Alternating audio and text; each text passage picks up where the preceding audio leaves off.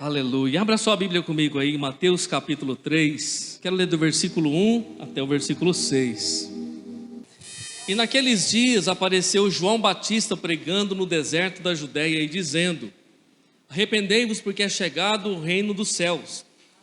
Porque este é anunciado pelo profeta Isaías, que disse: voz do que clama no deserto, preparai o caminho do Senhor, endireitai as suas veredas. E este João tinha sua veste de pelos de camelo e um cinto de couro em torno de seus lombos, e alimentava-se de gafanhotos e de mel silvestre.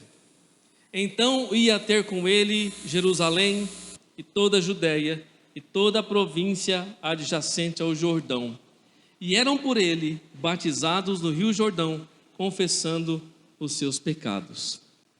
O profeta João Batista, ele é profetizado, posso dizer assim, pelo profeta Isaías, há 740 anos atrás, antes de Jesus. Isaías já profetizara acerca de João, sem o conhecer.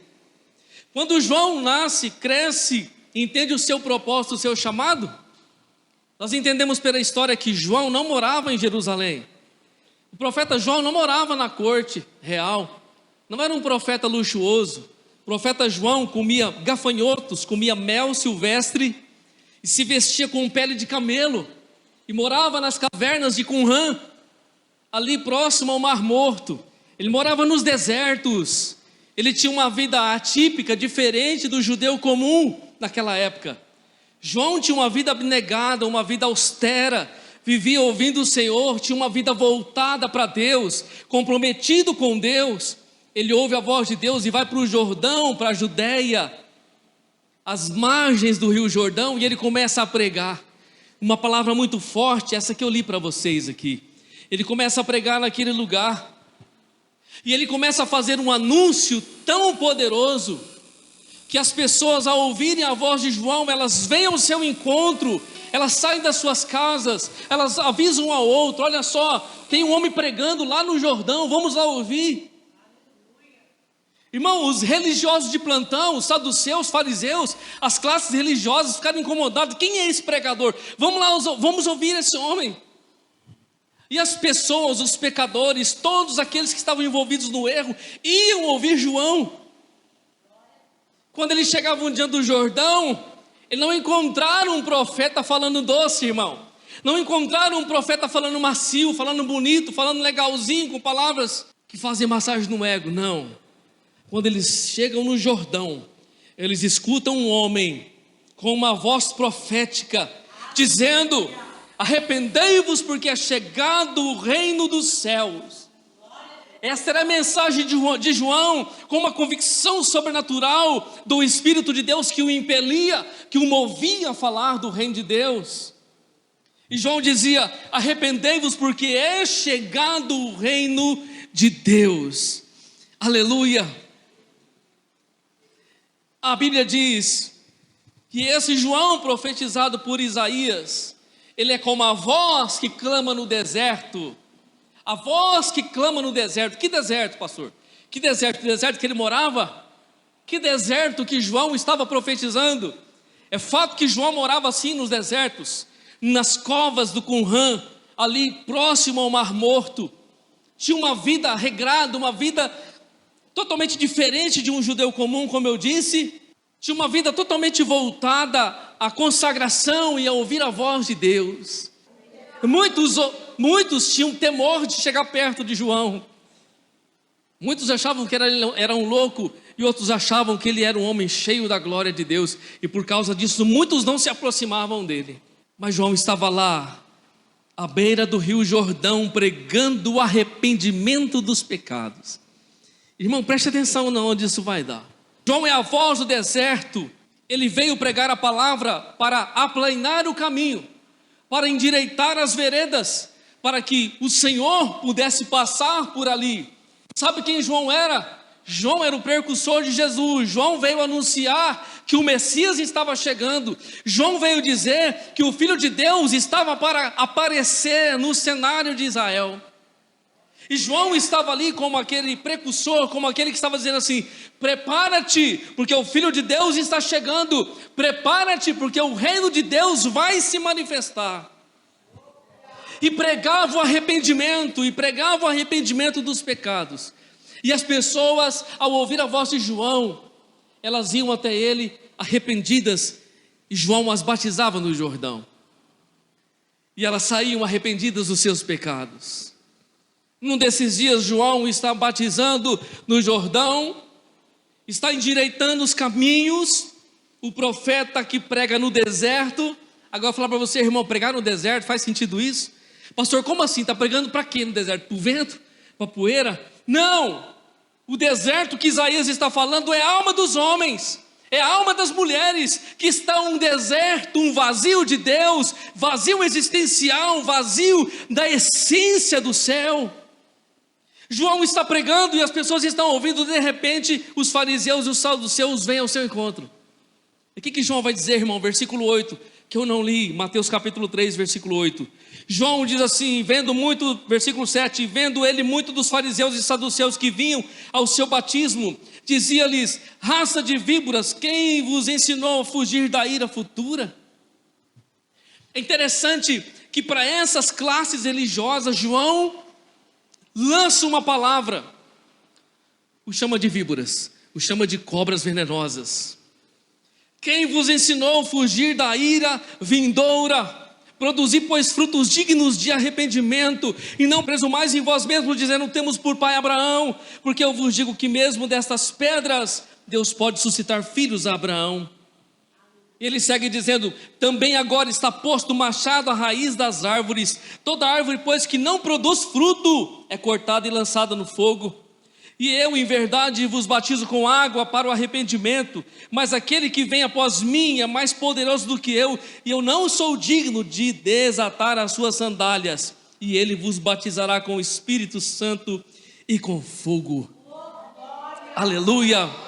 Em sua mão ele tem a pá, e limpará a sua eira, e colherá no celeiro o seu trigo, e queimará a palha com o fogo que nunca se apaga. Aleluia! Aí João vai dizer assim para os religiosos de plantão, para aqueles que se dizem santos, para aqueles que se dizem donos do céu, donos da verdade, raça de víboras, João disse para eles, para as classes religiosas que estavam envolvidos com política, envolvidos com engano, João vai censurar esses homens. Diz assim: se você realmente quer se arrepender, se você realmente quer o reino de Deus, produza fruto então diferente na sua vida. Deixa eu ver se você tem fruto de arrependimento. Irmão, quando eu falo de arrependimento, isso é muito forte na nossa alma. Há 25 anos atrás, quando eu tocava nas noites, de bar em bar, de baile em baile, de local em local, quando nós nos convertemos, nos arrependemos, redirecionamos a nossa rota, a nossa bússola espiritual, quando mudamos a nossa vida e rompemos com esse mundo para viver a novidade que Deus tem para nós. Todas as vezes que eu passo naqueles lugares onde eu estava ali, talvez numa noite, tocando, cantando aquelas músicas mundanas, influenciando talvez um adultério, instigando talvez um amante com a sua amante, induzindo as pessoas a pecarem com as músicas carnais, com a carnalidade do pecado. Todas as vezes que eu passo por aqueles lugares, o Espírito Santo traz uma contrição no meu coração, uma tristeza de saber que quando eu estava ali, longe da presença do Senhor, longe do propósito do Senhor, fazendo com que as pessoas fossem levadas mais para o fundo do poço, do buraco ainda. O arrependimento genuíno produziu fruto na minha alma, fruto de mudança, de caráter de vida. Se isso não aconteceu com você, irmão, se não aconteceu com você, precisa, porque isso é evangelho. Jesus pregou sobre isso, ele continuou pregando sobre isso. A mesma mensagem que Jesus pregou, ele continuou falando o que João falou. Produzi, pois, frutos dignos de arrependimento. Porque eles diziam assim: nós temos por pai Abraão, o nosso pai é Abraão. Confiando em Abraão, confiando na lei, confiando na religiosidade, confiando nas tradições. Eu lembro também que antes de virmos para o evangelho, tínhamos a tradição em nossa casa dos nossos pais, a tradição religiosa, de confiar em dogmas, de confiar em coisas de homens. em coisas que a religião produz, para você ficar focado naquilo, tentando e pensando que aquilo vai fazer você salvo, protegido, guardado. Não. As vãs filosofias, sim, mas Deus nos levou ao arrependimento genuíno. E João disse: vocês dizem que vocês têm por pai Abraão? Vocês confiam na religião? Vocês confiam nos dogmas? Vocês ficam confiando nas tradições? Deus pode suscitar filhos Abraão dessas pedras. João estava contraditando aqueles homens que estavam muito confiantes na sua religião, muito confiantes no seu taco. Eu confio em mim. Se nós nos arrependermos, irmão, não nos arrependermos, nós não conhecemos o Evangelho. Vou mostrar para você aqui, irmão. Qual foi a mensagem que Jesus pregou? Mateus capítulo 4, versículo 17. São palavras de Jesus. Jesus vai ao batismo de João. Pastor, como assim? Jesus precisava batizar? Então Jesus não tinha pecado. João não queria. João disse: não, Senhor, eu que preciso ser batizado por ti. Tu vens a mim? Aí Jesus disse assim: João, eu preciso para que se cumpra toda a justiça, para que todos vejam o que eu fiz e eles possam fazer também. E aí Jesus foi, João batizou. Na mesma hora a Bíblia diz que quando Jesus levanta, o céu se abre, uma voz do céu diz: este é meu filho, este é meu filho em quem tenho eu prazer e alegria. A pomba desce e pousa nos ombros de Jesus. É o símbolo do Espírito Santo. Jesus é pleno do Espírito Santo, cheio da glória de Deus, e sai das águas. Quando Jesus sai das águas, a Bíblia diz que o Espírito de Deus o impele para o deserto. Meu Deus, o próprio Espírito de Deus o leva para o deserto para ser tentado pelo diabo. O Filho de Deus, irmão, a filha de Deus é tentada. Amém? Só que deixa eu falar para você, a tentação não é o pecado. Tentação não é o pecado. O pecado é quando o Filho de Deus cai na tentação. Jesus é levado para o deserto para ser tentado. E lá no deserto, 40 dias, Jesus é tentado pelo diabo. A Bíblia diz que Jesus não comeu durante esses 40 dias. E ao término dos 40 dias ele teve fome. As 3 tentações, o diabo o tenta no corpo, o tenta na alma e o tenta no espírito. No corpo, quando ele diz assim: olha, tu não és o Filho de Deus, transforma essas pedras em pães. Jesus diz: nem só de pão viverá o homem, mas de toda palavra que sai da boca de Deus. O diabo transporta para o pináculo do templo, um lugar muito alto. O diabo diz assim: pula daqui, salta-te daqui, você não é o Filho de Deus, porque está escrito. Aí o inimigo usa a Bíblia, vai usar a Torá, vai usar os Salmos, ele conhece. Ele diz: olha, está escrito que ele mandará os teus anjos te guardar, para que você não tropece com os teus pés em pedra. E aí Jesus disse: não tentarás o Senhor teu Deus. Não tentarás o Senhor teu Deus. O diabo, não contente, o leva para um monte muito alto e diz: olha, tudo isso eu te darei. Tudo isso eu te darei. Como é que alguém sem casa pode prometer alguma coisa, irmão? Prometer tudo para o outro. Porque ele é um desterrado, não tem casa mais, mas tem autoridade, é príncipe deste mundo ainda. Jesus o venceu, a igreja o vence todo dia. Mas o Filho de Deus é tentado todo dia. E Jesus foi tentado, disse assim: ó, se você se dobrar aí agora e se você me adorar, eu vou te dar tudo isso que você está vendo. Onde os seus olhos veem é seu. Jesus disse: para trás de mim, Satanás. Adorarás somente o Senhor teu Deus. Como é que pode a criatura pedir adoração para o Criador? Jesus é tentado nos 3 níveis, irmão: corpo, fome, alma, porque o desejo de pular, de tentar a Deus, alma, essas coisas da alma, sabe? Essas coisas dos desejos. e no espírito, adorar a Deus. Eu adoro a Deus e você adora a Deus no espírito. Se Jesus se prostra para Ele, Jesus nega adoração para Deus. Jesus finaliza a sua tentação, 40 dias e 40 noites, no final Ele come. Ele sai do deserto. Ao sair do deserto, eu quero ler o texto com você de novo aqui.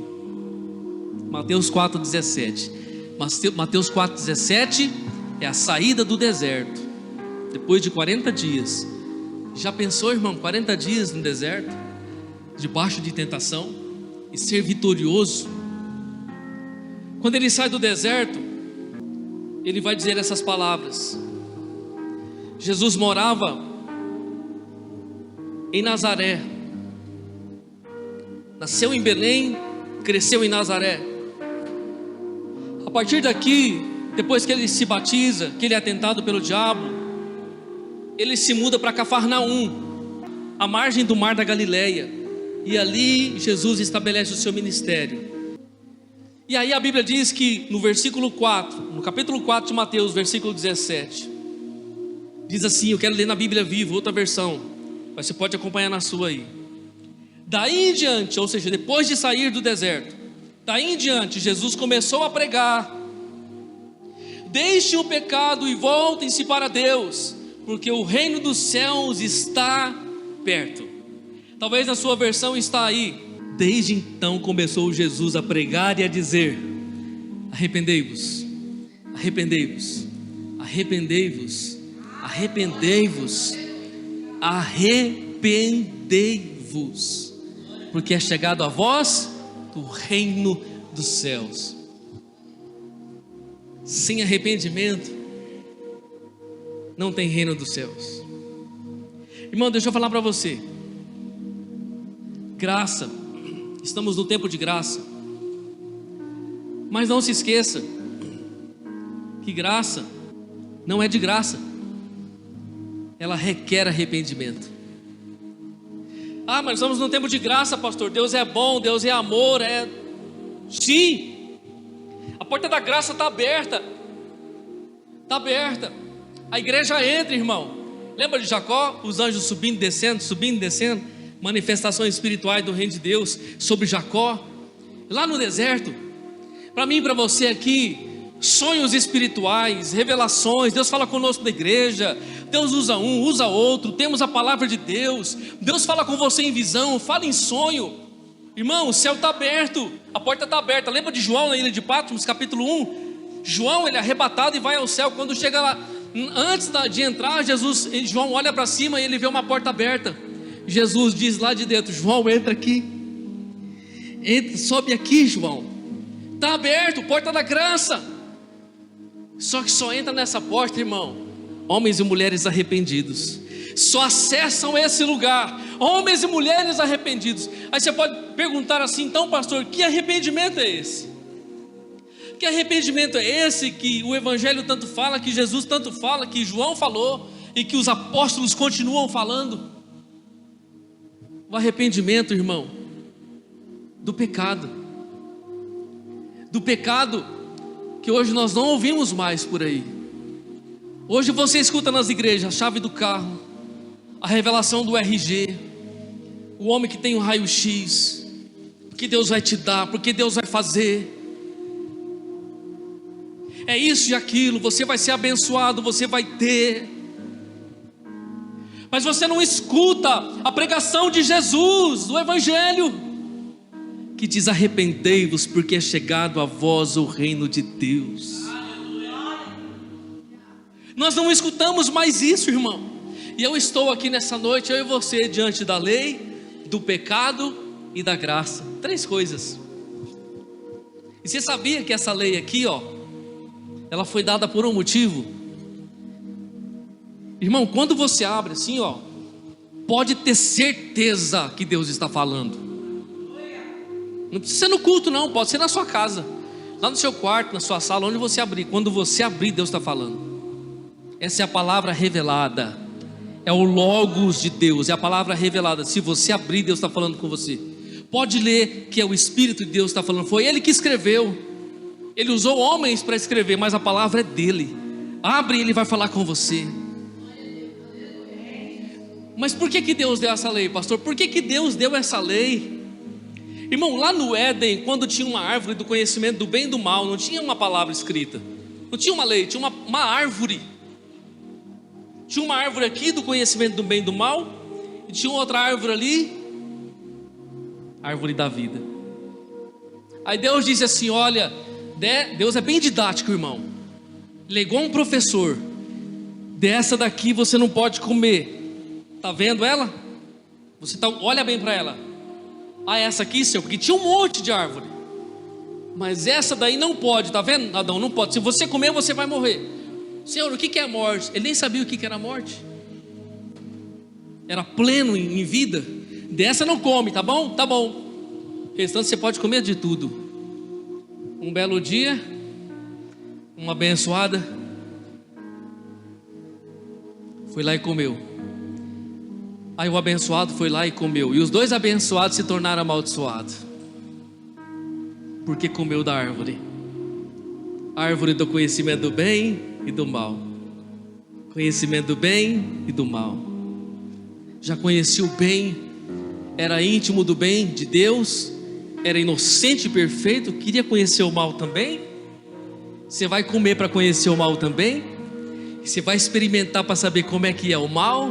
Você vai querer fazer um teste para ver como é que é o mal? Fez o teste, e o teste deu ruim, irmão. Deu tão ruim que afetou a todos, sem exceção. Aí sabe o que Deus fez no decorrer da história? De lá para cá, Deus escreveu isso aqui, irmão. Foi por isso que Deus escreveu. Não precisava disso aqui. Estou falando isso aqui com desdém não, tá? Estou falando, não precisava, porque o homem já ouvia a Deus. Mas na hora que ele desobedece, ele perde o sentido espiritual, e Deus precisa reorientar o homem agora com uma palavra. Não tinha lei, a única lei era não comer, não tocar, não pegar, mas ele o fez. Agora Deus precisa escrever uma lei para mostrar o caminho para o homem pecador, porque agora esse homem é pecador e ele precisa entender agora o caminho da graça. Olha o que diz Romanos, irmão, capítulo 5, versículo 12. Pelo que como por um homem entrou o pecado no mundo, e pelo pecado a morte, assim também a morte passou a todos os homens, por isso que todos pecaram. Romanos 5, 12. 13.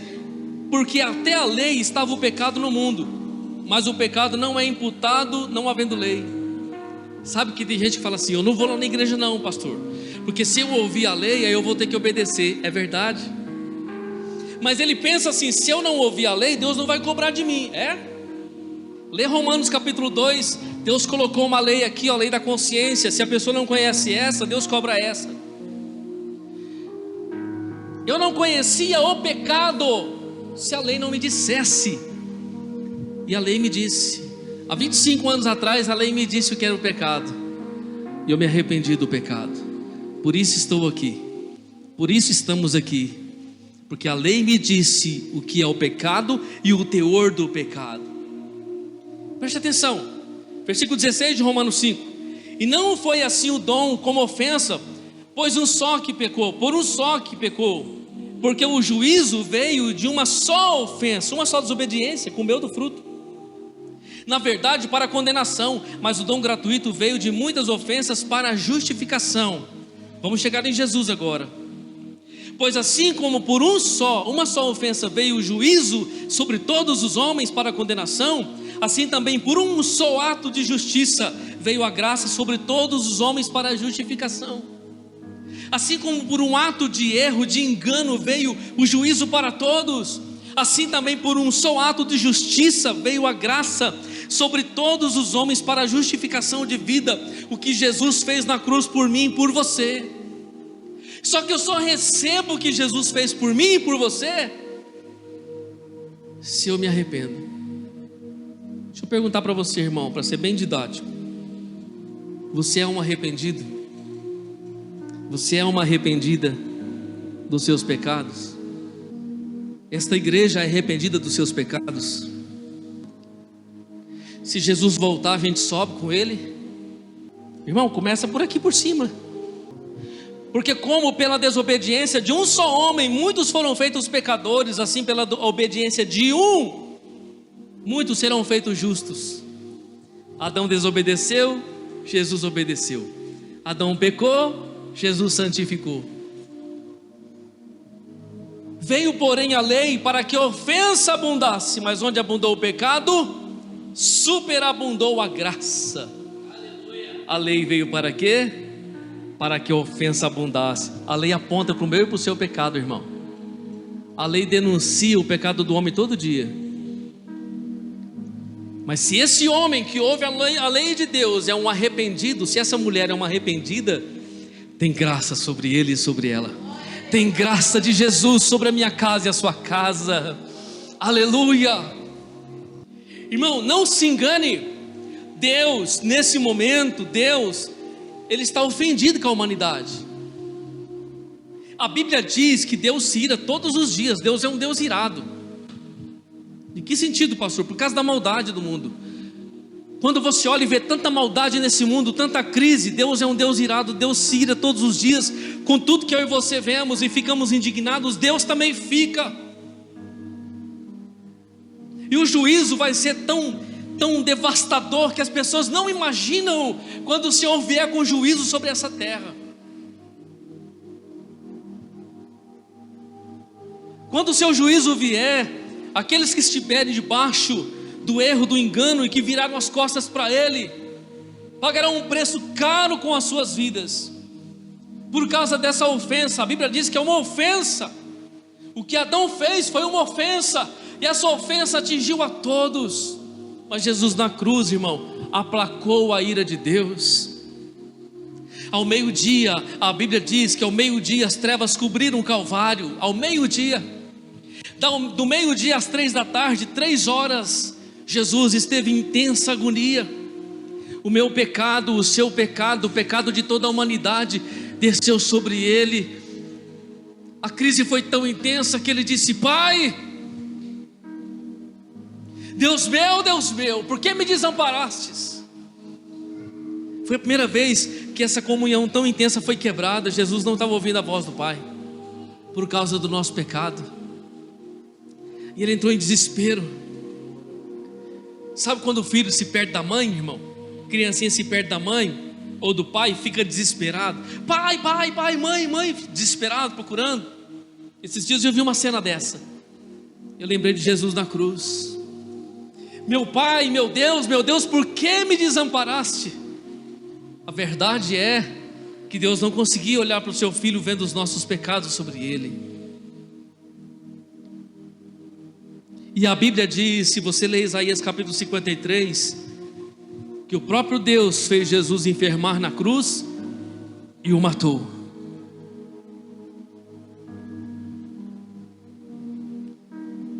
A Bíblia diz em Romanos capítulo 8 que Ele entregou o seu Filho por nós. Como não nos dará com Ele todas as coisas?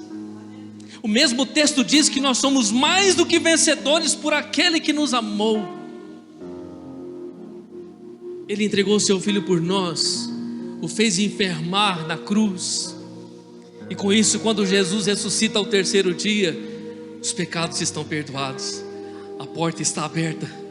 O homem que deseja por Jesus é justificado dos seus pecados. Não há mais condenação para aqueles que estão em Cristo Jesus daqui para frente. Irmão, essa é a mensagem do Evangelho, não tem outra. O restante que você ouvir é conversa fiada. Se nós não nos ampararmos aqui, existe uma crise no mundo, irmão. Irmão, fala uma crise para mim desse mundo aí. Pode falar, fala uma crise aí. Fala uma crise aí, crente. Fala pode falar. Fala uma crise, irmão. Crise financeira? Qual mais? Crise existencial? Falta de amor? Qual mais crise? Crise da ansiedade?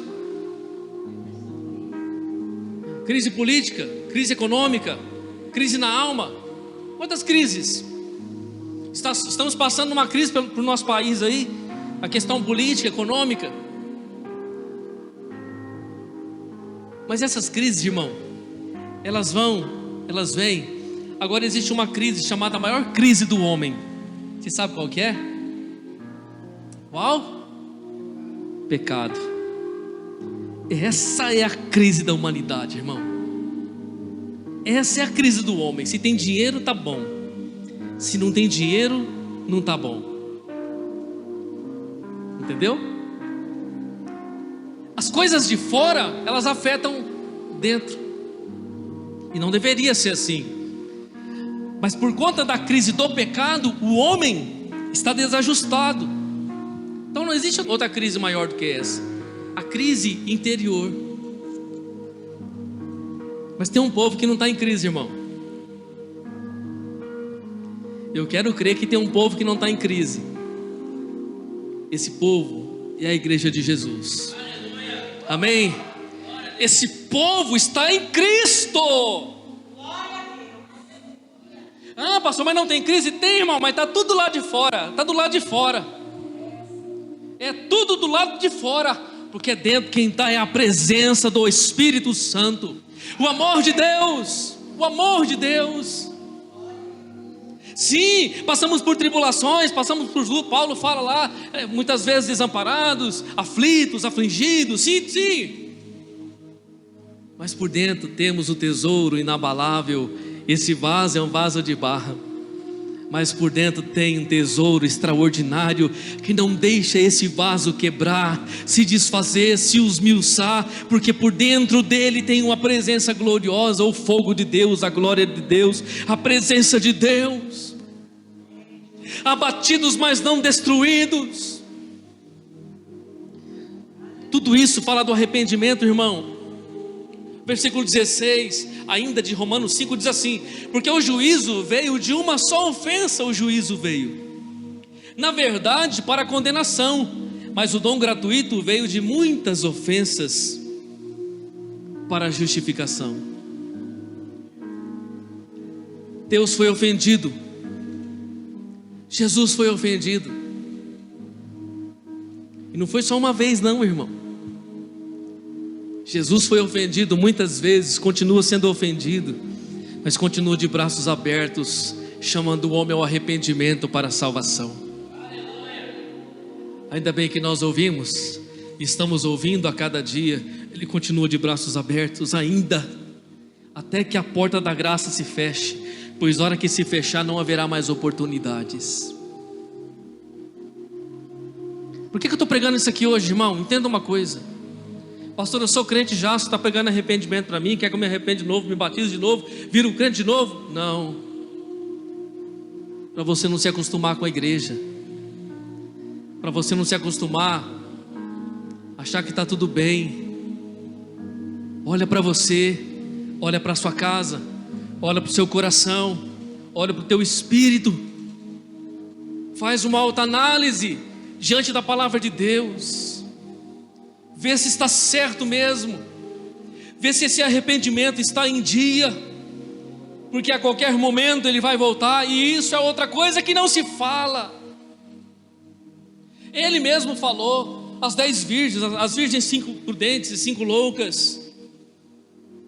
As 10 virgens, irmão. Lembra que Jesus falou, Mateus capítulo 25? Lembra? 10 virgens, a parábola das virgens. Todas são virgens, todas são igrejas. Está todo mundo junto, é tudo igreja, está tudo junto, mas tem 5 que são loucas. As loucas aqui são imprudentes. Tem 5 que está fazendo aquilo que ele mandou. Tem azeite, tem óleo, tem unção, tem vida em Deus, tem arrependimento, tem vida no reino. E tem 5 que tem cara de virgem, parece que é virgem, parece que é igreja, tem cara de igreja, mas está faltando óleo, está faltando compromisso, está faltando serviço, está faltando realmente temor ao Senhor. Então eu entendo que 5 vão subir, 50%, e 50% vai ficar. Igreja. Lembra quando Jesus falou do joio e do trigo? Já viu o joio e o trigo? Joio e trigo, quando você olha os dois são praticamente iguais, você não sabe distinguir, só quem conhece quem é o joio, o que é o joio e o que é o trigo, porque os dois são iguais. Praticamente você olha, você vê a mesma coisa. Só que Deus sabe quem é o joio e Deus sabe quem é o trigo.